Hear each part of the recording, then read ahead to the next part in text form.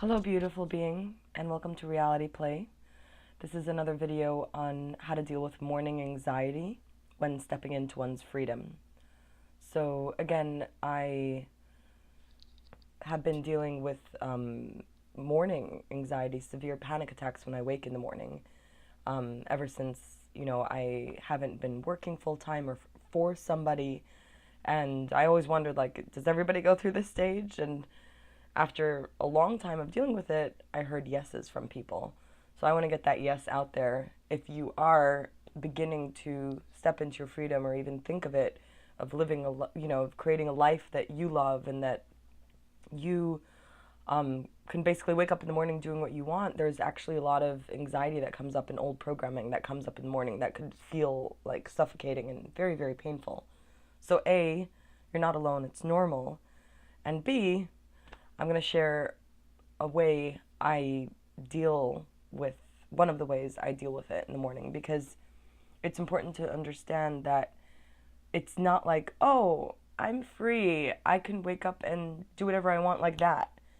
We're actually programmed to be productive, to wake up at a certain time, to get a certain grade, to work on certain accomplishments. And then when we let go of that world, the world where we need recognition and we need to be a good person or a productive person, and we begin letting that way of being die off, there are die offs that happen in the morning that are like painful, because you wake up and you're like, oh, like a robot that's programmed to be a certain way, and you're not acting on your behavioral instincts. You're going against your own survival programming that was put into you when you were born. So I usually, throughout the day, it gets a lot better, and I'm like, that was a great day. And the next morning, I'm like, what am I waking up to? Or did I wake up too late? Or how do I not have this sense of immediate security? So this is about one of the I'm having, I'm. It's important for me to share it in real time, and not to, wait till I'm primped and pretty to share a video when I'm all well and great and be like, hey, this is how it is. I make an effort to share in real time my journey, because I think that's been super empowering for me when I'm able to see that I'm not alone, and I see a lot of power in just raw vulnerability. That's why I'm putting myself out there in this way. So I'm having actually severe anxiety attack this morning.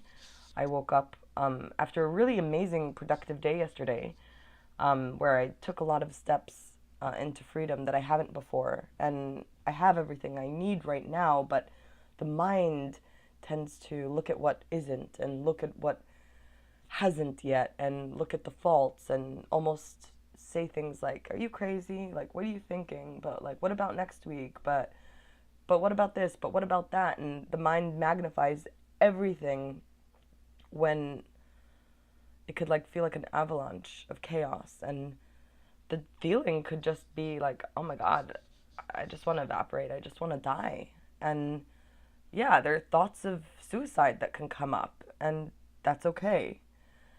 So what I do with these thoughts on suicide is, first of all, the worst thing is to like fight them, is to be like, oh, I thought about suicide. Like, we're trained in society to like never use the word and like never talk about it, and how could you, and are you sure you didn't say that word?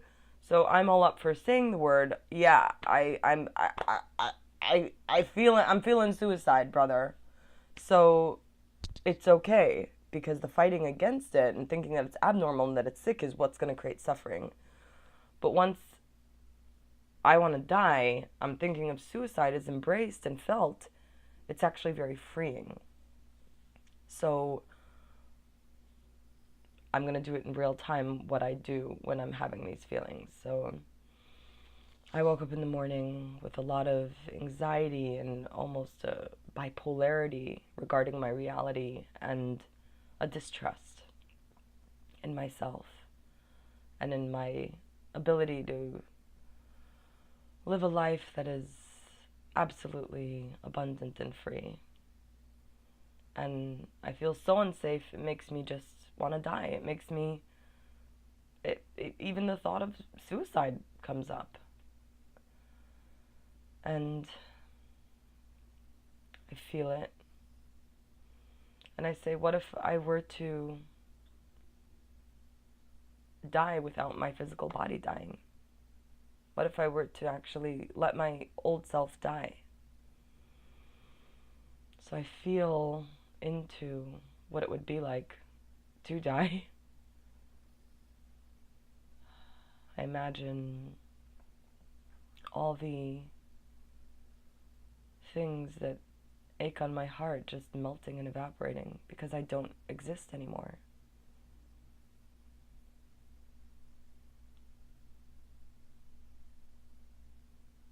And I breathe into it and I relax.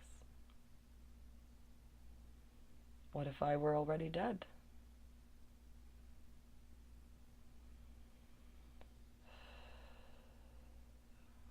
I can always die tomorrow. I don't have to die today. What would it feel like if I did just commit suicide? How would that dead feeling be, that one that I'm thirsty for? And I imagine that.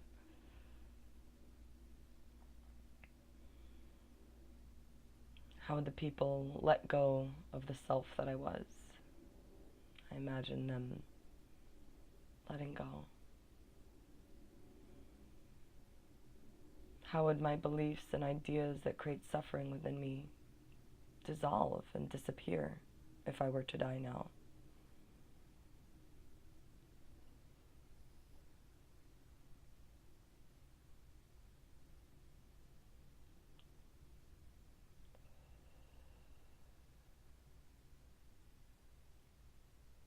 It's relaxing. Because when we step in to our own reality, we let all the other realities die. And actually, parts of us are literally dying. So, and friendships are dying, and securities are dying, and there needs to be those deaths in order for there to be rebirths of new.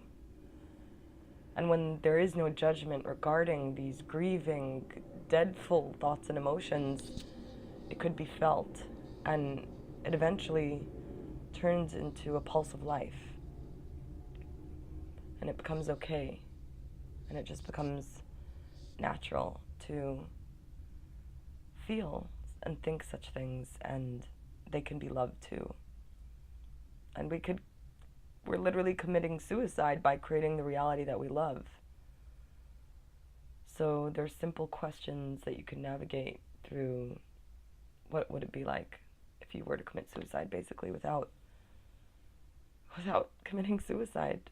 You know, you don't need to slit your wrists in order to die. You can just die into whatever that is calling you. And that's just a little share, and I'll probably be posting a deeper meditation on that soon. So much love. It's okay to feel those things and think those things. And yeah, it's okay to reality play and to live the life your way, even if it seems imperfect and illogical. Much love. Reach out to me if you need. My website, realityplay.org. I will be posting a lot more playful videos as well, but it's really important for me to share the real, raw, and rough side to things, because then it could be a lot more easier for everybody. Bye-bye now.